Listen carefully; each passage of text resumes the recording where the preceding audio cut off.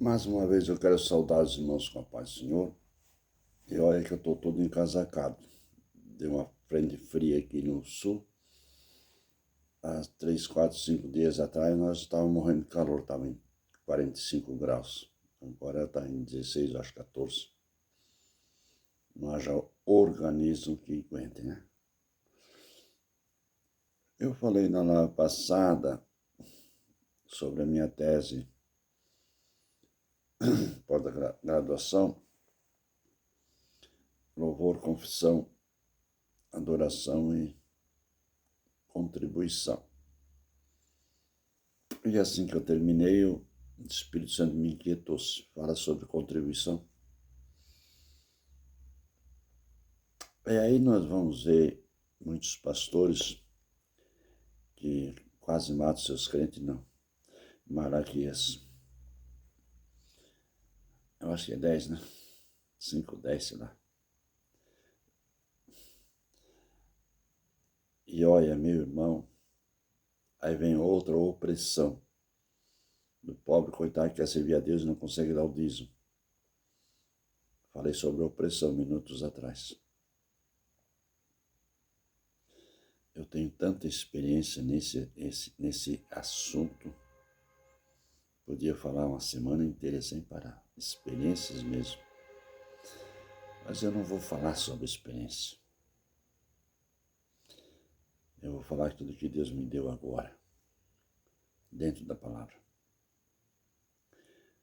O próprio Jesus disse, dai e ser-vos-á dado, boa medida, recalcada, sacudida e transbordante, para que seja o seu regaço.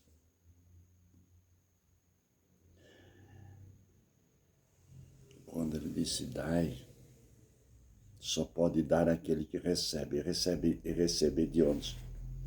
Da propina, do lobo. O pão nosso cada dia dai-nos hoje. Se eu receber de Deus, eu vou transmitir. Mas vou dizer uma coisa para você, meu irmão. Você dá para aquele pela qual ele merece. E você é tocado pelo Espírito Santo. Não dê com tristeza. Em Números 26, fala da oração do dizimista. Nisso eu não dei com minha tristeza. E nem reparti para o morto. Mas terei com alegria, satisfação. Eu não quero falar sobre o dízimo, mas sobre contribuição. Contribuição não é dízimo. É um ato de... Na verdade, o dízimo é uma contribuição, mas contribuição não é dízimo. Deu para entender? Um bocadinho. O dízimo é um ato de adoração, de gratidão por aquilo que Deus fez. E quando você contribui, você está adorando a Deus num ato de contribuição. Deu para entender? Vou tentar ser mais explícito. Na Bíblia Sagrada, no capítulo 4 de 1 Reis,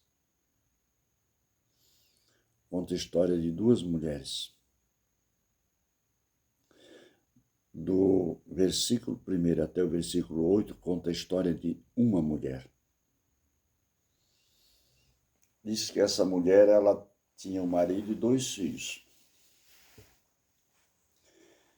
E esse marido, ele era um dos servos do profeta Eliseu.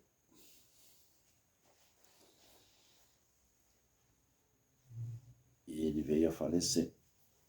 E ele estava na escola de Eliseu, escola dos profetas.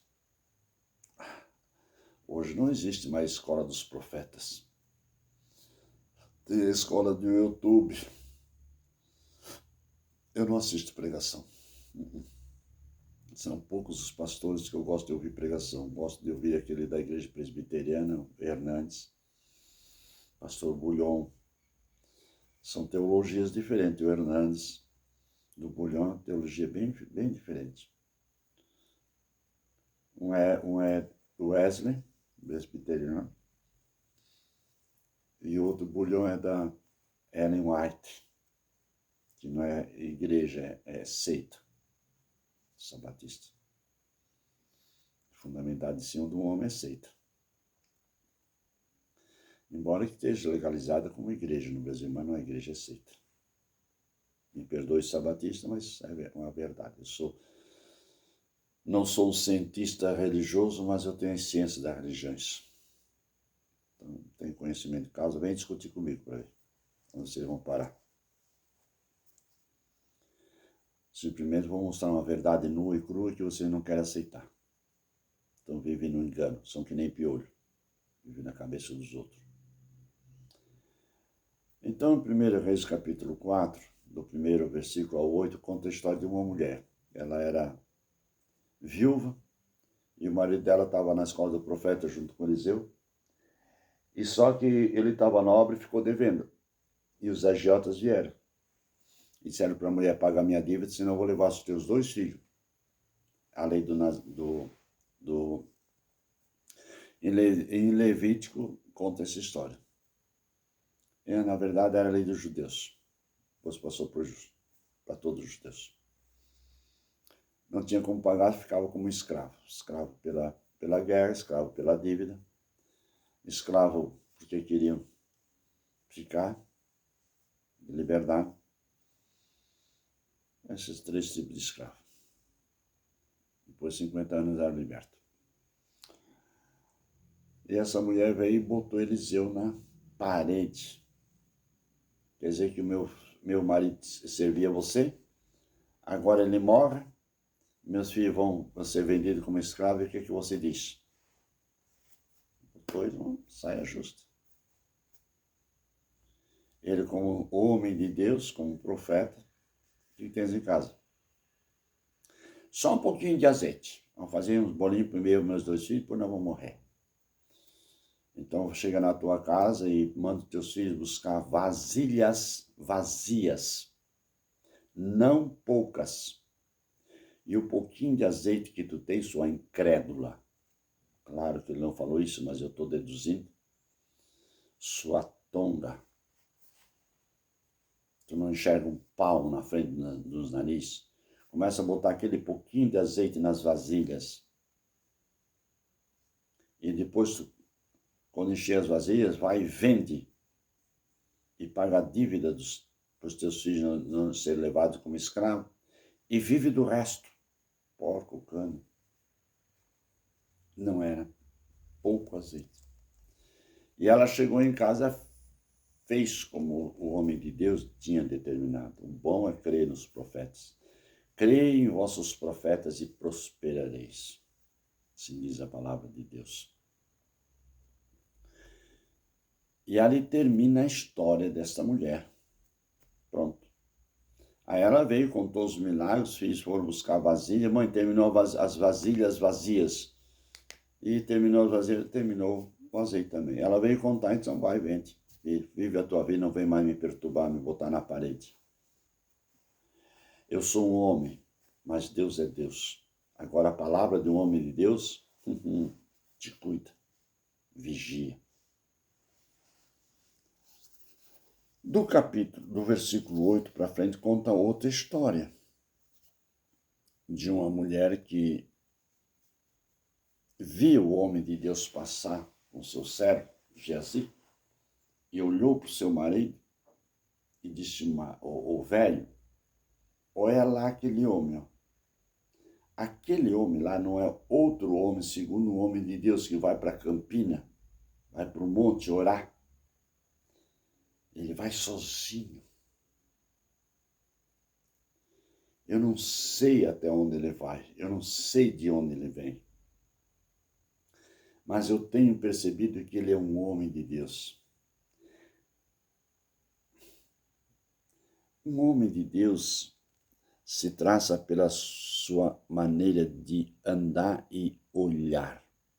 Ele nunca olhou para a mulher.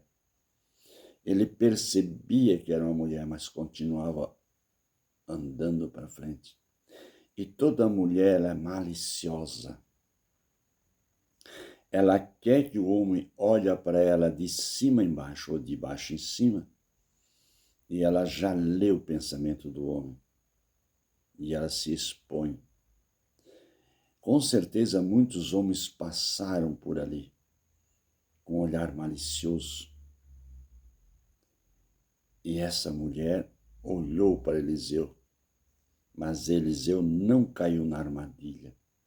O velho, ela disse, vamos fazer ali uma cabana para ele, botar uma cama, uma mesa, uma cadeira e uma bilha d'água. Só fizemos. A próxima vez que ele vier aí, a gente convida ele para descansar, pelo menos pegar uma sombra, né? Descansar um pouco o cadáver dele, daí ele continua a viagem. Tá bom? Feito. Com certeza mandou os seus criados fazer.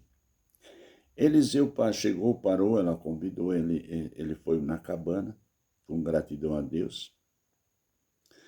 A Bíblia não diz quantas vezes ele chegou, mas uma dessas vezes ele disse para o seu filho, para o seu servo Geazi, vai lá e pergunta para essa mulher se está bem, tudo bem com ela. Se falta alguma coisa na vida dela, ou se ela está bem com o seu rei, com o chefe do exército, dá uma pesquisada. Aí vem aqui e me conta, já volto já.